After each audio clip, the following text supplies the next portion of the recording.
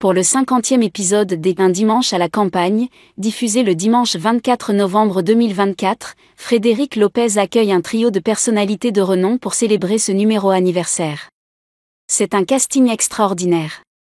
Leur point commun réside dans leurs origines modestes et leur reconnaissance par le public français, annonce le présentateur en introduisant Virginie Grimaldi, Kenji Girac et Danny Boone. Lors de la séquence intitulée La Grange, ce dernier évoque son enfance humble dans le nord de la France.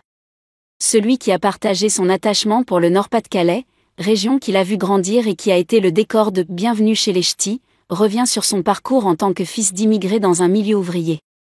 Selon lui, son père, originaire de Kabylie, a été chaleureusement accueilli par les habitants du Nord.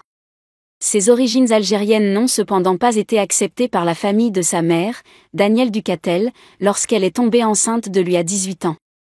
Mes grands-parents lui ont dit, soit tu vas dans une maison pour filles-mères, soit tu pars avec lui et on ne te reverra plus jamais. Tu es renié, banni de la famille, raconte le complice de Kad Merad. Sa mère a choisi la deuxième option. Ainsi, le jeune Danny Boone a grandi loin de ses grands-parents maternels, une séparation qu'il n'a pas compris dans son innocence d'enfant. Malgré une famille divisée, l'amour que porte le futur acteur et réalisateur à ses parents, un camionneur et une femme de ménage qu'il a toujours vu travailler, reste intact. Un lien indéfectible tant avec le Nord qu'avec sa famille, même après son déménagement à la capitale pour poursuivre ses rêves artistiques, malgré les doutes parentaux.